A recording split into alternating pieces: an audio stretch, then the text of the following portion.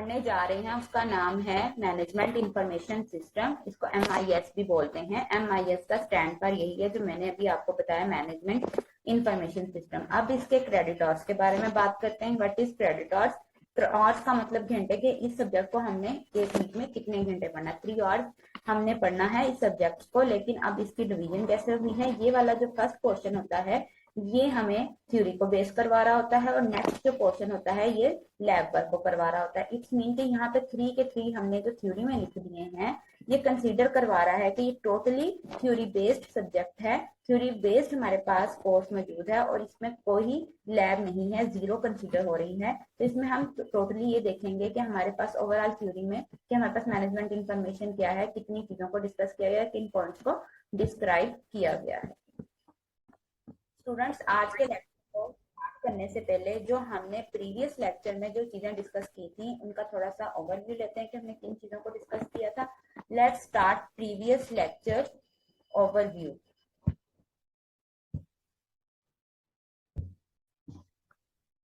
Let's start data. Data क्या होता है? डाटा हमारे पास a raw fact that describe the characteristics of an event or object before the information age managers manually collected and analyzed data।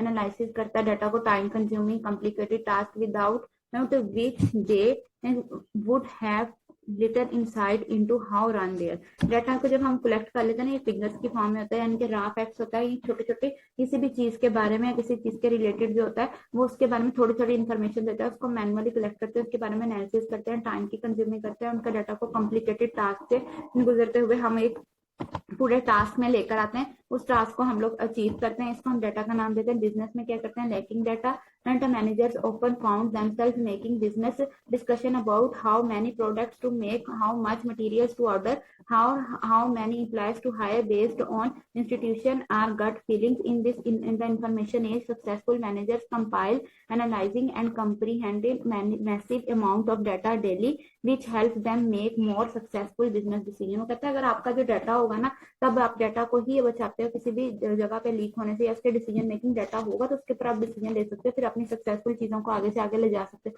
ये तो नहीं हो सकता ना कि आपके पास डाटा मौजूद ही नहीं, आप उसके ऊपर डिसीजन ले ही नहीं सकते। फिर जब डाटा होगा तो फिर उसके ऊपर आप लोग एनालिसिस करेंगे, उस एनालिसिस को गुजरते हुए उसकी मैसिव अमाउंट जितनी भी यूज हुई है डेली लाइफ के अंदर देखते हुए आगे से आगे सक्सेसफुल डिसीजन लेते जाते हैं। अब यहाँ पे हमारे पास जब आते हैं कि who are the least profitable customer, हमारे जो लीस्ट सबसे कम प्रॉफिटेबल कस्टमर कौन से थे? बेस्ट सेलिंग की प्रोडक्ट। ये हमारे पास एक चीज में आता है कि सेलिंग प्रोडक्ट क्या है, स्ट्रॉन्गेस्ट सेल रिस्पेक्टिव क्या, वीकेस्ट सेल रिस्पेक्टिव।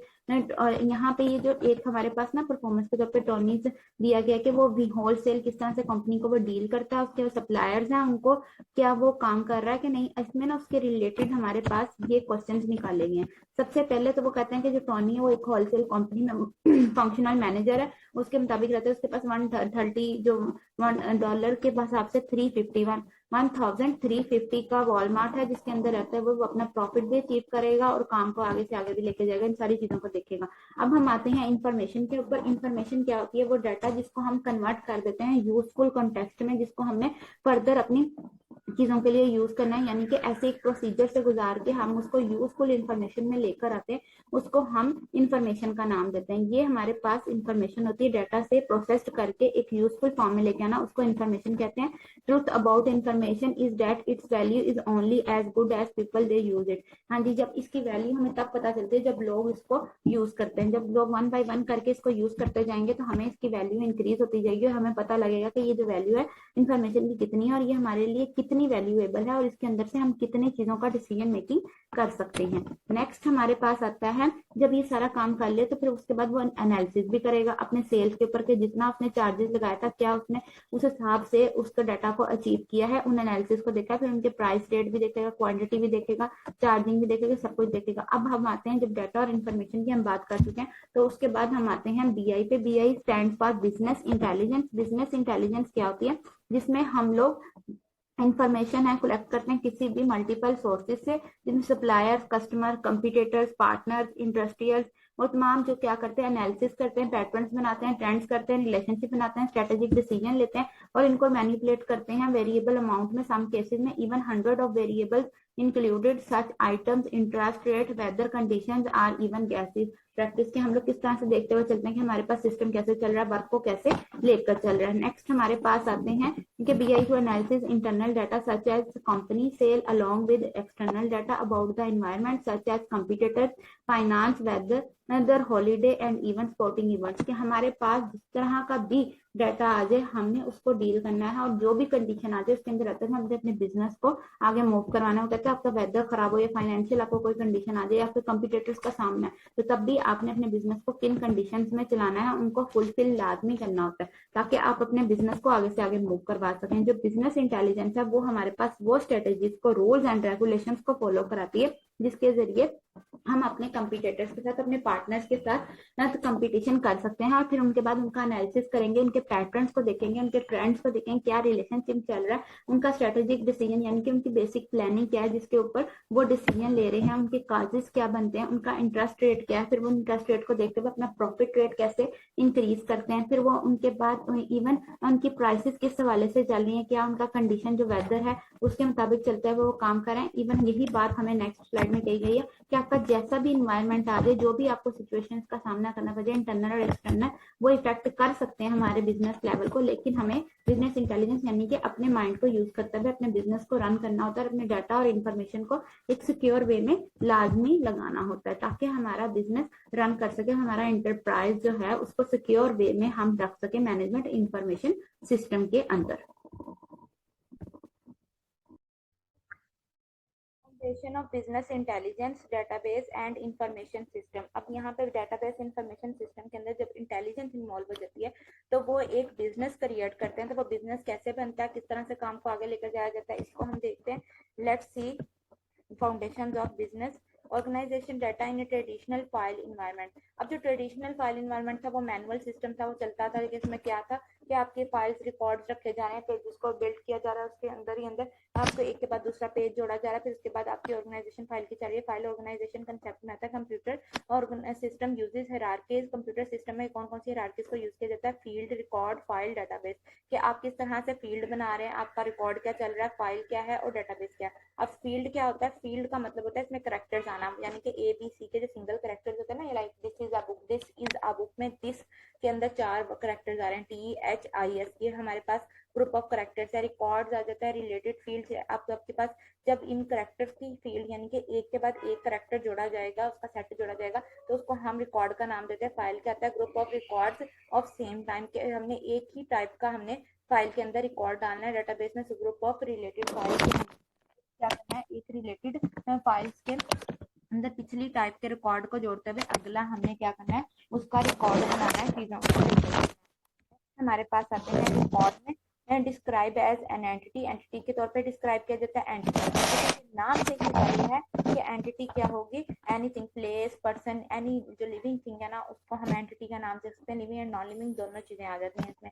लाइक हमारे पास कोई कार है, वो भी एक एंटिटी है विच आप जो कि स्टोर कर सकते हैं इन्फॉर्मेशन। कार में क्या हो सकती है इन्फॉर्मेशन स्टोर, उसका मॉडल क्या है, उसका कलर क्या है, उसका जो है हमारे पास जो टायर्स है उनकी स्पीड क्या है, इस वाले से उसकी कितने ऑयल में कितने तेल में चल सकती है, इसका सारा कुछ आता है। Attributes each characteristic quality describe entity. अब मैंने जो इसका बताया ना कि कितने पेट्रोल पे चल सकती है, कितना इसका किलोमीटर इसने तय करना है, तो इसको ही एट्रीब्यूट्स का नाम देते हैं। Attributes date and are grade belong to entity course. Attributes के जितना भी डेट या ग्रेड है वो किसके साथ बिलोंग करते हैं, एंटिटी कोर्स के साथ बिलोंग करते हैं। नेक्स्ट हमारे पास आती है organizing data in traditional file environment. अच्छा, अब ये डायग्राम है जो कि हमें दिखाई गई है, हमें ऐसे है कि स्टूडेंट का डाटाबेस है और उसके ऊपर हमने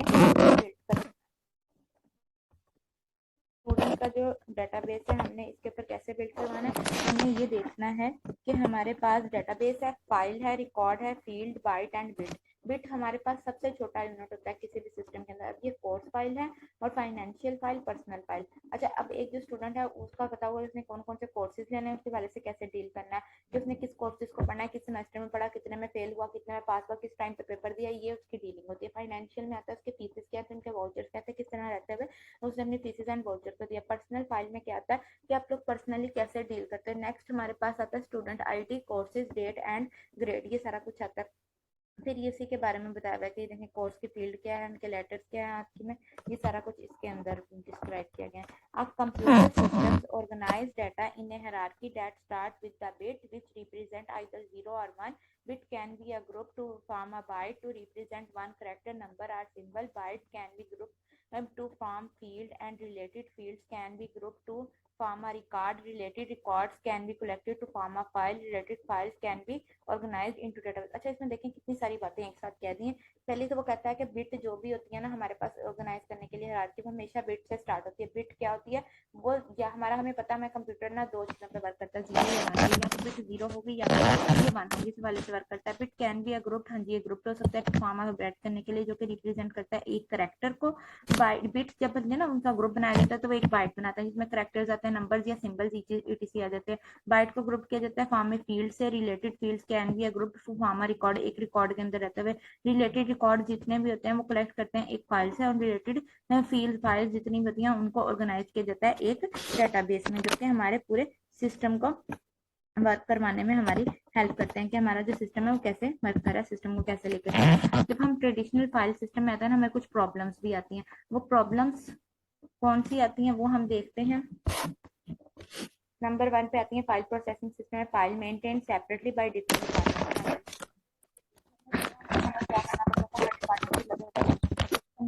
भी यही पड़ता है। लेकिन ये काम क्या, अगर इसमें कोई मिस्टेक हो ना तो हम दोबारा इसमें थोड़ी सी चेंजिंग करके काम कर सकते हैं। उसने क्या था, हमें नए सिरे से काम करना पड़ता था, हमारा पेपर वर्क जो था वो ज्यादा होता था, कॉस्ट ज्यादा लगती थी। डाटा रिडंडेंसी एंड इनकंसिस्टेंसी, हाँ जी, डाटा की डुप्लीकेशन। रिडंडेंसी का मतलब होता है डुप्लीकेशन के चांसेस होना। इनकंसिस्टेंसी मतलब सेम आरटी आपके पास वो कंसिस्टेंट नहीं डाटा जा रहा, कि आपके एक डाटा फाइल में कुछ डाटा लिखा है दूसरे में कुछ हो सकते हैं।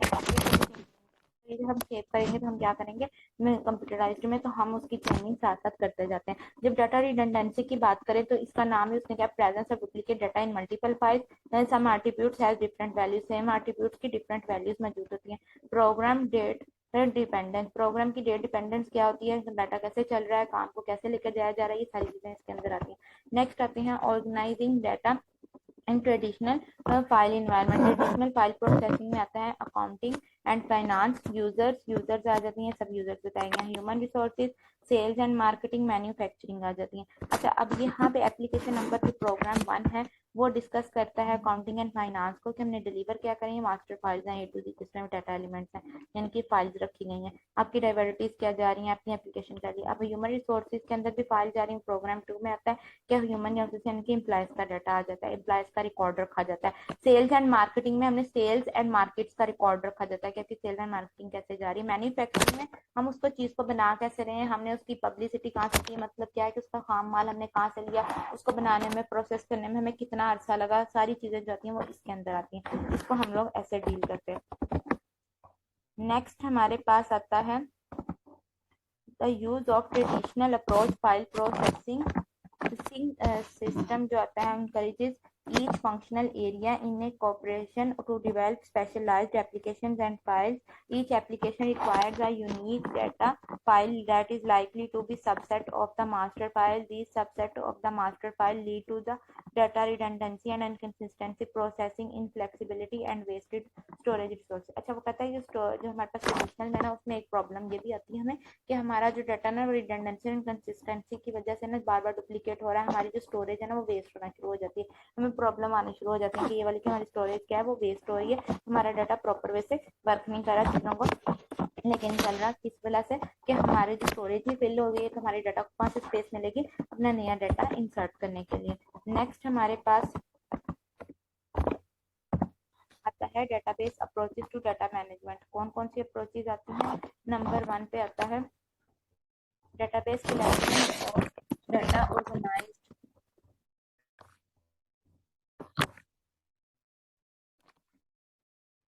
organized to serve many applications by centralized data and controlling redundant data।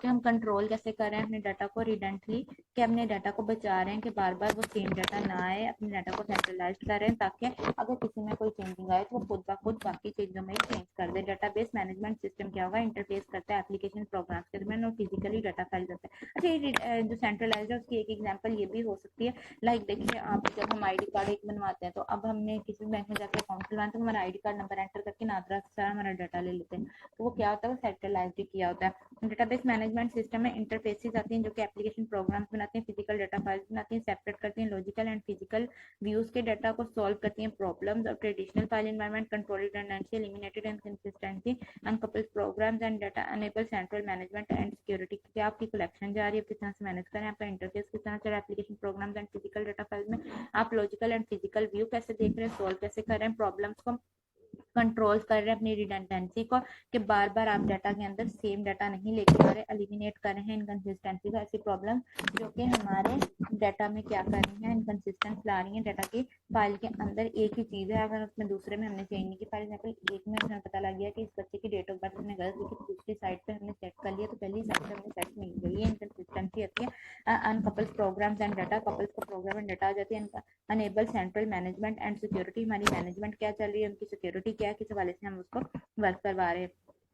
Hierarchical and network DBMS कौन से होते हैं, ओल्डर सिस्टम्स हमारे कैसे वर्क करते हैं। Hierarchical DBMS model one to many relationships आ जाते हैं, बहुत से रिलेशनशिप्स को डेवलप करते हैं। Network DBMS model many to many relationships आते हैं, यानी कि इसमें हायरार्की में एक से मैनी, यानी कि ऐसा रिलेशन बनाना, एक टीचर मल्टीपल स्टूडेंट्स को पढ़ा रहा है, मैनी आ जाते हैं। नेटवर्क, अब एक टीचर मैनी टू मैनी, अब एक टीचर भी एक कोर्स को पढ़ा सकता है, ये बहुत से टीचर जो हैं वो सेम कोर्स को पढ़ा, बहुत से कोर्सेज पढ़ा सकते हैं, ये बहुत से स्टूडेंट्स हैं वो बहुत से कोर्सेज पढ़ रहे हैं। हमारे पास बहुत less flexible than relation DBMS and do not support and hope natural languages, natural languages को हमारी सपोर्ट नहीं करता, उसके वाले से आगे वर्किंग को लेकर नहीं चलता कि हमारा रिलेशनल डीबीएमएस क्या है, वो हमारे सपोर्ट नहीं करता न्यूरल जितनी भी नेचुरल लैंग्वेजेस आती हैं उनको।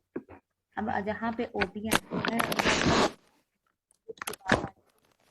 रियल डेटाबेस पे वर्क करता है, यानी कि रियली हमने एक ऑब्जेक्ट को चूज करना है, उसके मुताबिक वर्क कराना है। Stores data and procedures at object, ठीक है, हमने स्टोर कर लिया डाटा को, उनके मुताबिक ऑब्जेक्ट करा लिया। अब यहाँ पे ये मैनेज करता है अपने ग्राफिक्स, मल्टीमीडिया, जावा, अल्फाबेट्स को रिव्यू रिट्राइवली हमने क्या करना है, slowly compared with rational DBMS for processing large number of transaction, के लार्ज नंबर की हमारी ट्रांजेक्शन कैसे चल रही है, चीजों को हम लोग कैसे लेकर चल रहे हैं, रिलेटिवली हमने देखना। जहाँ पे हाइब्रिड का वर्ड आ जाए तो हाइब्रिड का मतलब होता है कॉम्बिनेशन बनाना, इसमें हमें कैपेबिलिटीज आती हैं ओडीएमएस एंड रिलेशन। देखें दो चीजें बताई गई हैं, इसमें दो या दो से ज्यादा चीजों का हम कॉम्बिनेशन क्रिएट करते हैं हाइब्रिड में।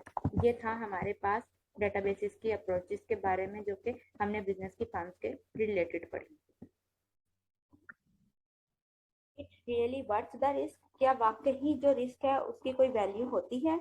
Ethics, it's just one teeny word, but it has monumental impact on every area of business, from the magazines, blogs, newspapers you read to the courses you take. You will encounter ethics, as it is a hot topic in today's electronic world. Technology has provided so many incredible opportunities, but it has also provided those same opportunities to unethical people. कि unethical ऐसे लोग जिनके बारे में इनको पता ही नहीं होता कि यूज कैसे करना है किसी चीज को, तो वो क्या करते हैं, वो किसी ऐसी चीज के बारे में इंफॉर्मेशन ले लेते हैं, उसको यूज कर लेते हैं, जिनके हमने एक लिमिट्स लगाई होती हैं, रूल्स एंड रेगुलेशंस लगाए होते हैं, वो रूल्स एंड रेगुलेशंस को फॉलो किए बगैर उस चीज को यूज कर लेते हैं। मैगजीन्स एंड ब्लॉग्स या न्यूज़पेपर्स में हम लोग पढ़ते हैं, और वो उसके खिलाफ जो होता है ना, वो सख्त एक्शन लिया जाता है। जहाँ वहाँ पे क्या होता है कि वो रिस्क क्रिएट कर देते हैं, जिसकी वजह से हमें रिस्क क्रिएट हो जाता है।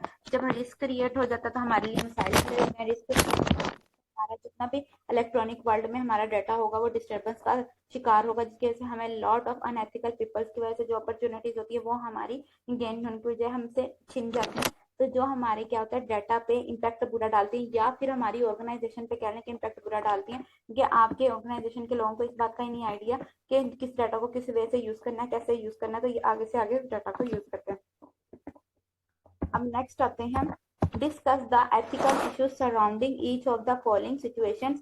Yes, these are true stories. यहाँ पे यस ऐसा है कि हम बहुत से एथिकल इश्यूज जो हैं उनको डिस्कस करते हैं अपने अराउंड स्टोरी से। यहाँ पे जो दो तीन स्टोरीज हमारे पास आई हुई है ना, तो वो ये कह रहे हैं कि ये बिल्कुल ट्रू स्टोरीज हैं। अब वन बाय वन करके इनको डिस्कस करते हैं। Student raise her hand in the class and state, I can legally copy any DVD I get from Netflix because Netflix purchase the DVD and the copyright only applies to the company who purchase the product.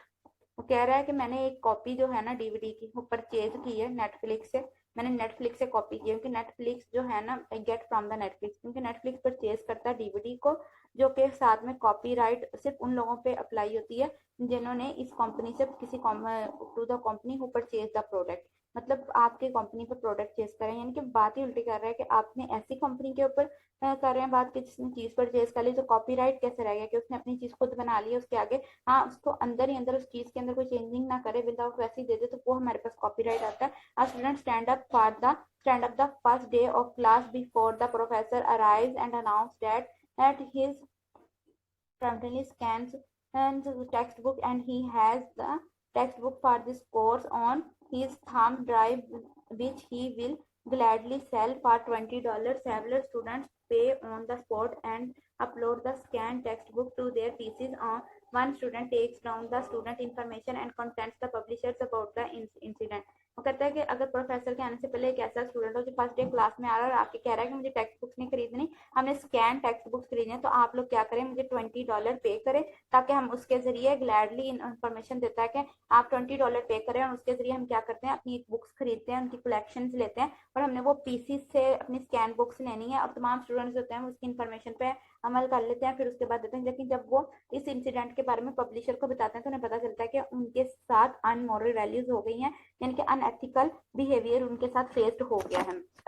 Next हमारे पास जो आता है, a senior marketing manager is asked to monitor his employees email because there is a rumour that the employees is looking for another job. अच्छा, एक senior marketing manager है, वो अपने monitor को कहता है कि एक ईमेल करो कि यहाँ पे क्योंकि ये रूमर है कि जितने भी एम्प्लॉय हैं वो लुकिंग कर रहे हैं किसी अनदर जॉब के लिए। इससे क्या होगा, नहीं इससे जितने भी होंगे ना, जो हमारा मैनेजर होगा या फिर जो कह लें कि कंपनी का ऑनर होगा, उस पर बुरा इम्पैक्ट पड़ेगा। जब वो कहेगा कि यार मैंने यहाँ पे क्या किया है कि मैंने इन लोगों को अच्छी सैलरीज नहीं दी, या इनकी जो पे है वो टाइम से नहीं दी, इनको क्या मैंने ऐसा किया, या इनको दूसरी कंपनी कौन सी ऐसी चीज दे रही है जो ये मेरी कंपनी को छोड़ के किसी और जॉब की तरफ देख रहे हैं। Vice president of sales ask her employees to burn all of this customer data onto an external hard drive because she made a deal and to provide customer information on a strategy to a strategic partner।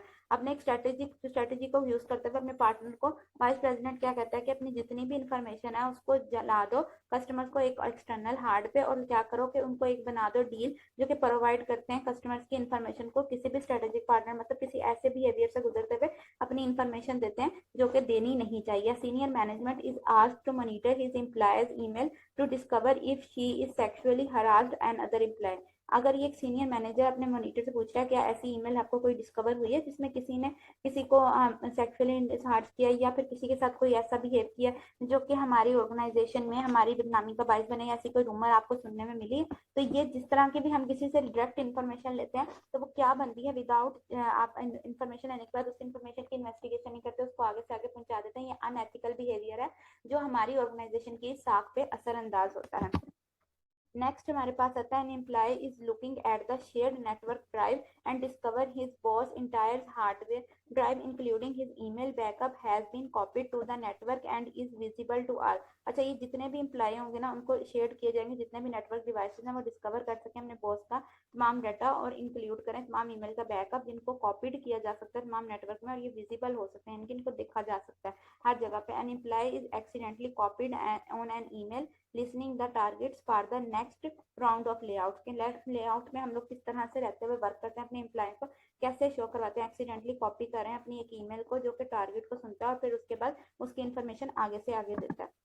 अब यहाँ पे unethically और ethically हमें किन किन चीजों का सामना करना पड़ता है। Quadrant 1, 2, 3 and 4। फर्स्ट क्वाड्रेंट में क्या क्या, लीगल एंड एथिकल। 2 में इलीगल एंड एथिकल, इसी तरह 3 में लीगल बट अनएथिकल। 4 में क्या आता है, इलीगल बट अनएथिकल। 1 में क्या होगा, दोनों चीजें आपको लाइक आ रही हैं दोनों में, और दोनों जो है 2 में होगा कि इलीगल होगा लेकिन एथिकल बिहेवियर होगा। इसमें लीगल तो होगा थर्ड कोऑर्डिनेटर में लेकिन अनएथिकल होगा। इसमें अनएथिकल होंगे और इलीगल दोनों चीजें आती हैं। ये लीगल का कॉर्नर जाता है और यहाँ पे ये इलीगल का जाता है। इसी तरह ये अनएथिकल का और ये एथिकल का, जिसमें हमें ये चीज बताई जाती है कि अगर एक चीज लीगल है तो दूसरी का भी एथिकल होना जरूरी है। हम ये नहीं कर सकते कि हम जो हमारा वे लीगल हो लेकिन हम अनएथिकल बिहेवियर इख्तियार कर ले, तो या फिर हमारे वे जो है वो एथिकल हो और अनलीगल चीजों के थ्रू हम क्या करें, इन इलीगल चीजों के थ्रू हम अपने डाटा को या अपनी ऑर्गेनाइजेशन की जो इमेज है उसको डैमेज करने की कोशिश करें। ओवरव्यू ले चुके हुए हैं, अब हम आज जो टॉपिक पढ़ना है उस लेक्चर को स्टार्ट करते हैं। Let's start today's lecture now. Information ethics. What is information ethics? Let's see. Privacy. What is information privacy? Information privacy policy. An organization that wants to protect its information should develop an information privacy policy which contains general principles regarding information privacy. Visa created, invent, handle all its information system, including its quoted customer information, which details how people are spreading their money in which stores, on which days, and even at what time of the day. Privacy का मतलब ये है कि ऐसी policy बनाना एक organisation के लिए जो इसको प्रोटेक्ट करना जानती है, उसके बारे में डेवलप करती है अपनी इन्फॉर्मेशन की प्राइवेसी पॉलिसी के बारे में, और उसके कुछ general principles and rules and regulations बनाती है, जिसके थ्रू क्या होता है तमाम इन्फॉर्मेशन को हम लोग हैंडल करते हैं और उसको कन्वर्ट करते हैं कस्टमर्स की इन्फॉर्मेशन में, और उसकी डिटेल जितनी भी है अपनी मनी के थ्रू हम बताते हैं, स्पेंडिंग करते हैं अपनी मनी उसके ऊपर, उस डिटेल को प्राइवेसी को छुपाने के लिए, ताकि हम उसके ऊपर रूल्स एंड रेगुलेशंस लगा सकें या ऐसी टर्म्स एंड कंडीशन को फॉलो करा सकें, which days and even at what time of the day. इस टाइम में हम लोगों के पास कितने मुश्किलात का भी सामना होता है, हमें अपनी जो सबसे इंपॉर्टेंट चीज होती है इन्फॉर्मेशन की प्राइवेसी होती है, जिसको सिक्योरिटी लगा के हमने आगे इनहांस करना होता है। Just imagine what a sales and marketing department could do if it gained access to this information. For this reason, Innovent bans the use of Visa customers' information for anything outside its intent purpose billing. Innovent's privacy specialist developed a strict credit card information privacy policy which it follows. पहले तो हमारे पास क्या था कि हम imagine करते हैं कि एक मार्केटिंग डिपार्टमेंट है, उसके पास इन्फॉर्मेशन मिली है क्योंकि जिसने जितने भी वीजाज है ना इनोवेंट, उसने अपने वीजा पे बैन लगाना है कस्टमर्स की इन्फॉर्मेशन के ऊपर, क्योंकि इसका पर्पस क्या है, उन्होंने बिल नहीं पे किया या फिर उन्होंने कोई ऐसे जो क्रेडिट कार्ड का बिल है वो उसको टाइमली पे नहीं कर पाया, उनकी स्ट्रिक्ट पॉलिसीज को वो फॉलो नहीं कर पाए जिसको फॉलो करना नेसेसरी था। अब क्या चीज आती है, the classic example of this type of unintentional information reuse in the social security number, which started simply as a way to identify government retirement benefits and then was used as a sort of universal personal ID found on everything from driver's license to saving account. Saving account को save करने के लिए हम क्या करते हैं, अपनी तमाम नंबर से हम डाटा कलेक्ट करते हैं, उनकी इन्वायरमेंट लेते हैं, फिर उनके बाद रिक्वायरमेंट्स के अंदर से डाटा को पर्सनली जितना हमें डाटा चाहिए होता है उसको स्टार्ट करते हैं, फिर उस डाटा में से इंफॉर्मेशन लेते हुए आगे से आगे मूव करते हैं। उनकी सोशल सिक्योरिटी होती है कि जो इंटरनेट लेवल पे हमारे डाटा को सेव करती है, सोशली डाटा सेव करने के लिए आगे से आगे यूज की जाती है। एक्सेप्टेबल यूजेस पॉलिसीज, अब कौन कौन सी पॉलिसीज हम एक्सेप्टेबल करते हैं, acceptable uses policies, AUP stand for acceptable uses policies, requires a user to agree to follow it to be provided across to corporate email information system and the internet. Non-repudiation is a contractual stipulation to ensure that e-business participants do not deny their online actions। आ जाती हैं online action जितने भी होते हैं उनको follow करने, उनसे बचने के लिए क्या करते हैं, एक्सेप्टेबल पॉलिसी करते हैं, उनको बताते हैं कि हमारा पॉलिसी क्या, हम किस तरह से रिक्वायर कर रहे हैं अपने डाटा को यूजर को फॉलो करने के लिए, कॉपरेट करते हैं ईमेल्स के साथ, उनका इन्फॉर्मेशन सिस्टम बनाते हैं, और फिर यहाँ पे कंसेप्चुअल कंट्रेक्चुअल जितने भी लाज होंगे वो इंश्योर करेंगे जो ई बिजनेस इलेक्ट्रॉनिकल बिजनेस है वो पार्टिसिपेट नहीं करता अपने ऑनलाइन एक्शन में। मतलब क्या है कि उनका ऐसा कोई तरीका काम नहीं होता जिसके जरिए वो कोई फ्रॉड कर सके या कोई ऐसी चीज बना सके, ऐसा कोई वो रूल्स एंड रेगुलेशंस नहीं बनाता। नेक्स्ट हमारे पास आते हैं, a non-repudiation clause is typically contained in acceptable use policy. Many businesses and educational facilities require employees or students to sign an acceptable use policy before gaining network access. When signing up with an email provider, each customer is typically presented with an AUP which states the user agrees to adhere to certain stipulations. फिर यहाँ पे user के लिए एक acceptable information बनाई जाती है, जो यूजर क्या करता है उस एम्प्लॉयज के बारे में इन्फॉर्मेशन लेता है, उसको एक्सेप्ट करता है, फिर उसके बाद गेनिंग करता है उस नेटवर्क को जो कि साइन अप किए जाते हैं, ईमेल को जो प्रोवाइड करते हैं, तमाम कस्टमर टिपिकली प्रेजेंट करते हैं तमाम AUP यानी कि acceptable as a policy, acceptable use policy को, जो पॉलिसी बनाई गई है उसके अंदर रहते हुए उन्होंने अपनी इन्फॉर्मेशन को यूज करना होता है और उसी इन्फॉर्मेशन को अपनी ऑर्गेनाइजेशन के लिए बेनिफिशियल बनाना होता है और आगे से आगे उसको ले जाना होता है। अब आते हैं users agree to the following in a typical acceptable use policies, not using the service as a part of of violating any law, not attempt to break the security of any computer network or users, not posting commercial messages to groups without prior permission, not performing any non-obligation। ये कहता है कि आपकी permission के बगैर कोई भी ऐसा लॉ नहीं उसे वायलेट करेगा जो सर्विसेज के लिए बनाया गया, कोई अटेम्प्ट नहीं करेगा जो ब्रेक करें सिक्योरिटी लॉस को, कोई पोस्टिंग नहीं करेगा कमर्शियल मैसेजेस के इन ग्रुप्स में कि जो आपकी परमिशन के बगैर हो, और ना ही परफॉर्म करेगा कोई ऐसा नॉन रिप्यूटेशन जिसकी वजह से क्या हो कि हमारी कंपनी की जो साख है वो तबाह हो। ये हमारे पास एक्सेप्टेबल रूल्स हैं किसी भी पॉलिसी के, ताकि हम इंफॉर्मेशन को अपनी सिक्योर कर सकें। हम इस लेक्चर को एंड करने से पहले जो हमने आज लेक्चर में पढ़ा है उस लेक्चर का थोड़ा सा ओवरव्यू ले लेते हैं कि हमने आज के लेक्चर में क्या चीजें पढ़ी थी, किन चीजों को डिस्कस किया था। कि let's start today lectures overview.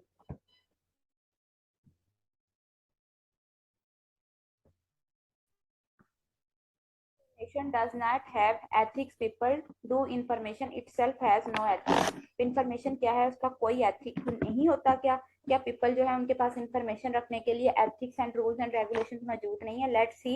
It does not care how it is used. It will stop itself from spamming customers, sharing itself. It is sensitive or personal or revealing details to third parties. Information cannot delete or perceive itself. Therefore, it falls to those who own the information to develop ethical guidelines about how to manage it. ये हमारे पास इसमें इसकी care नहीं होती कि हमारा जो system है वो कैसे वर्क कर रहा है, क्या वो एथिकली हमारा जो कस्टमर्स है वो इस सिस्टम को इन्फॉर्मेशन को रख रहा है या आगे से आगे मूव करता जा रहा है, उसको पर्सनल रिवीलिंग डिटेल कर रहा है, अपनी थर्ड पार्टीज को जो है उनकी अपनी इन्फॉर्मेशन की डिटेल जो है उनको खोल खोल के दे रहा है। इन्फॉर्मेशन को हम डिलीट नहीं कर सकते, अपने परसीव नहीं कर सकते क्या इन्फॉर्मेशन को, तो या फिर उस तरह से वो कर रहा है कि वो एथिकली क्या करता है, वो गाइडलाइंस देता है। उसको एथिकल इश्यूज ये होने चाहिए कि वो गाइडलाइन दे और किस तरह से उसको मैनेज करना है।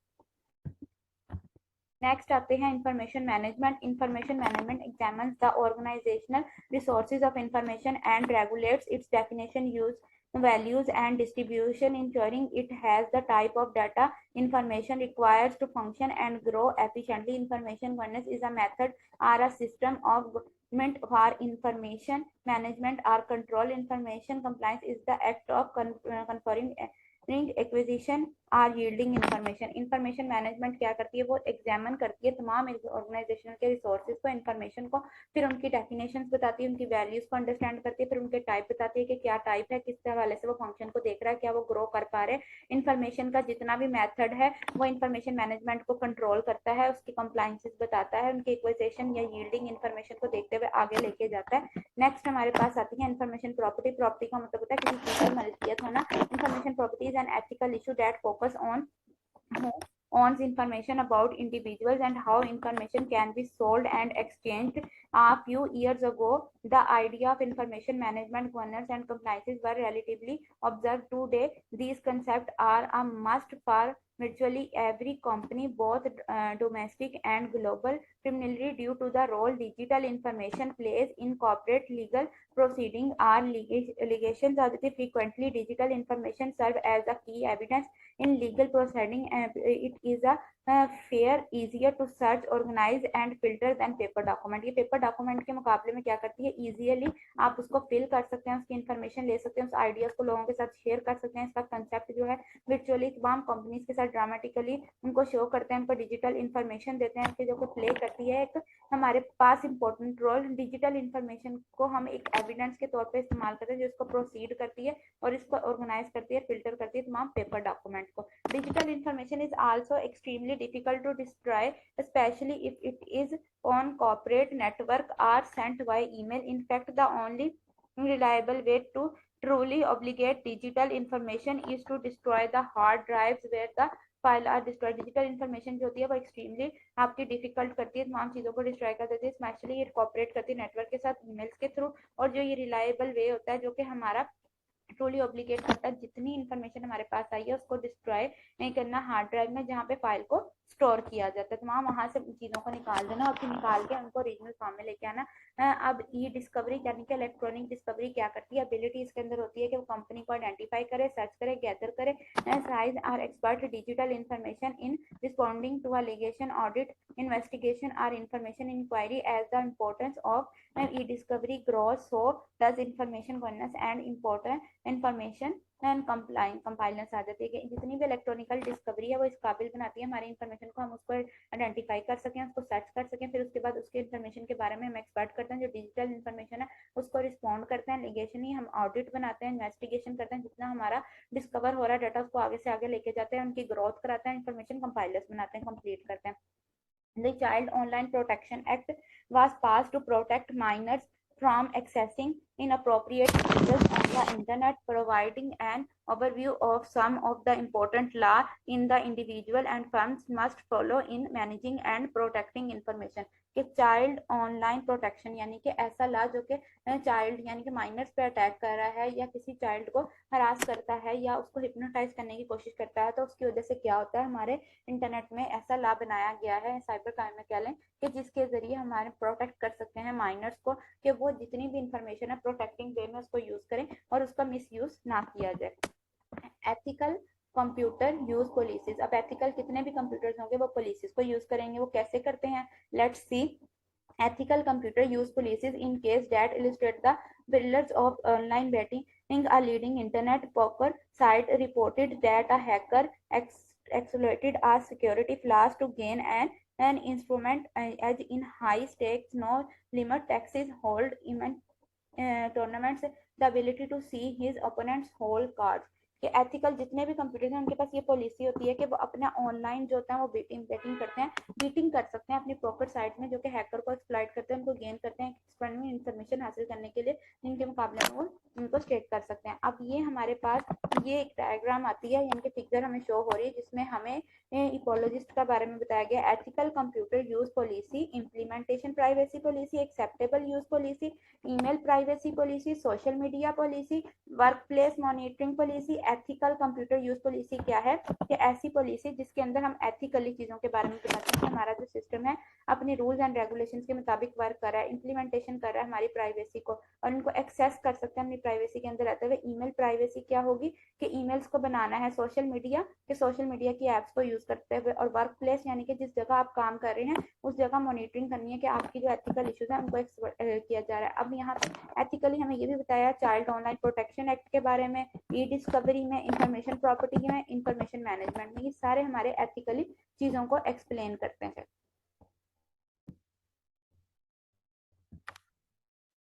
Information ethics, what is information ethics? Let's see. Privacy, what is information privacy? Information privacy policy, an organization that wants to protect its information should develop an information privacy policy which contains general principles regarding information privacy. Visa created invent handle all its information system including its quoted customer information, which details how people are spreading their money in which stores on which days and even at what time of the day. Privacy का मतलब ये है कि ऐसी policy बनाना एक organisation के लिए जो इसको प्रोटेक्ट करना जानती है, उसके बारे में डेवलप करती है अपनी इंफॉर्मेशन की प्राइवेसी पॉलिसी के बारे में, और उसके कुछ general principles and rules and regulations बनाती है, जिसके थ्रू क्या होता है तमाम इंफॉर्मेशन को हम लोग हैंडल करते हैं, उसको कन्वर्ट करते हैं कस्टमर्स की इंफॉर्मेशन में, और उसकी डिटेल जितनी भी है अपनी मनी के थ्रू हम बताते हैं, स्पेंडिंग करते हैं अपनी मनी उसके ऊपर, उस डिटेल को प्राइवेसी को छुपाने के लिए, ताकि हम उसके ऊपर रूल्स एंड रेगुलेशंस लगा सकें या ऐसी टर्म्स एंड कंडीशन को फॉलो करा सकें, which days and even at what time of the day.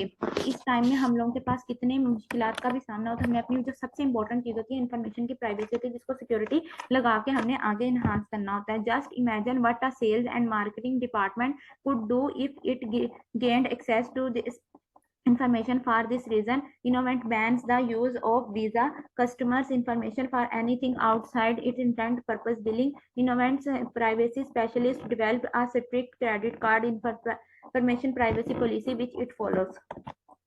पहले तो हमारे पास ये आता है कि हम इमेजिन करते हैं कि एक मार्केटिंग डिपार्टमेंट है, उसके पास इंफॉर्मेशन मिली है क्योंकि जिसने जितने भी वीजाज है ना इनोवेंट, उसने अपने वीजा पे बैन लगाना है कस्टमर्स की इंफॉर्मेशन के ऊपर, क्योंकि इसका पर्पस क्या है, उन्होंने बिल नहीं पे किया या फिर उन्होंने कोई ऐसे जो क्रेडिट कार्ड का बिल है वो उसको टाइमली पे नहीं कर पाया, उनकी स्ट्रिक्ट पॉलिसीज को वो फॉलो नहीं कर पाए जिसको फॉलो करना नेसेसरी था। अब क्या चीज आती है, the classic example of this type of unintentional information we use in the social security number, which started simply as a way to identify government retirement benefits and then was used as a sort of universal personal ID found on everything from driver's license to saving account. Saving account को save करने के लिए हम क्या करते हैं, अपनी तमाम नंबर से हम डाटा कलेक्ट करते हैं, उनकी इन्वायरमेंट लेते हैं, फिर उनके बाद रिक्वायरमेंट्स के अंदर से डाटा को पर्सनली जितना हमें डाटा चाहिए होता है उसको स्टार्ट करते हैं, फिर उस डाटा में से इंफॉर्मेशन लेते हुए आगे से आगे मूव करते हैं। ये सोशल सिक्योरिटी होती है कि जो इंटरनेट लेवल पे हमारे डाटा को सेव करती है, सोशली डाटा सेव करने के लिए आगे से आगे यूज की जाती है। एक्सेप्टेबल यूजेस पॉलिसीज, अब कौन कौन सी पॉलिसीज हम एक्सेप्टेबल करते हैं? Acceptable uses policies, AUP stand for acceptable uses policies, requires a user to agree to follow it to be provided across to corporate email information system and the internet. Non-repudiation is a contractual stipulation to ensure that e-business participants do not deny their online actions। आ जाती हैं online action जितने भी होते हैं उनको follow करने, उनसे बचने के लिए क्या करते हैं, एक्सेप्टेबल पॉलिसी करते हैं, उनको बताते हैं कि हमारा पॉलिसी क्या, हम किस तरह से रिक्वायर कर रहे हैं अपने डाटा को यूजर को फॉलो करने के लिए, कॉपरेट करते हैं ईमेल्स के साथ, उनका इंफॉर्मेशन सिस्टम बनाते हैं। और फिर यहाँ पे कंसेप्चुअल कंट्रैक्चुअल जितने भी लाज होंगे वो इंश्योर करेंगे जो ई बिजनेस इलेक्ट्रॉनिकल बिजनेस है वो पार्टिसिपेट नहीं करता अपने ऑनलाइन एक्शन में। मतलब क्या है कि उनका ऐसा कोई तरीका काम नहीं होता जिसके जरिए वो कोई फ्रॉड कर सके या कोई ऐसी चीज बना सके, ऐसा कोई वो रूल्स एंड रेगुलेशंस नहीं बनाता। नेक्स्ट हमारे पास आते हैं non reputation class is typically contained in acceptable use policy. Many businesses and educational facilities require employees or students to sign an acceptable use policy before gaining network access. When signing up with an email provider, each customer is typically presented with an AUP which states the user agrees to adhere to certain stipulations। फिर यहाँ पे user के लिए एक acceptable information बनाई जाती है, जो यूजर क्या करता है उस एम्प्लॉयज के बारे में इन्फॉर्मेशन लेता है, उसको एक्सेप्ट करता है, फिर उसके बाद गेनिंग करता है उस नेटवर्क को जो कि साइन अप किए जाते हैं ईमेल को जो प्रोवाइड करते हैं। तमाम कस्टमर टिपिकली प्रेजेंट करते हैं तमाम AUP यानी कि acceptable as a policy, acceptable use policy को, जो पॉलिसी बनाई गई है उसके अंदर रहते हुए उन्होंने अपनी इन्फॉर्मेशन को यूज करना होता है और उसी इन्फॉर्मेशन को अपनी ऑर्गेनाइजेशन के लिए बेनिफिशियल बनाना होता है और आगे से आगे उसको ले जाना होता है। अब आते हैं users agree to the following in a typical acceptable use policies: not using the service as a part of violating any law, not attempt to break the security of any computer network or users, not posting commercial messages to groups without prior permission, not performing any non-reputation। ये कहता है कि आपकी permission के बगैर कोई भी ऐसा लॉ नहीं उसे वायलेट करेगा जो सर्विसेज के लिए बनाया गया, कोई अटेम्प्ट नहीं करेगा जो ब्रेक करें सिक्योरिटी लॉस को, कोई पोस्टिंग नहीं करेगा कमर्शियल मैसेजेस के इन ग्रुप्स में कि जो आपकी परमिशन के बगैर हो, और ना ही परफॉर्म करेगा कोई ऐसा नॉन रिप्यूटेशन जिसकी वजह से क्या हो कि हमारी कंपनी की जो साख है वो तबाह हो। ये हमारे पास एक्सेप्टेबल रूल्स हैं किसी भी पॉलिसी के, ताकि हम इंफॉर्मेशन को अपनी सिक्योर कर सकें। में भी पॉइंट्स हैं उन सबको हमने डिस्कस कर लिया है, उन सबको हम क्लियरली अंडरस्टैंड कर चुके हैं, उनका ओवरव्यू देख चुके हैं, प्रीवियस का ओवरव्यू देख चुके हैं, अच्छी तरह हर पॉइंट को डिस्कस कर चुके हैं, उनको हमने डिस्क्राइब कर लिया, एलैबोरेट कर लिया है। Now this is end of the lecture. Allah Hafiz.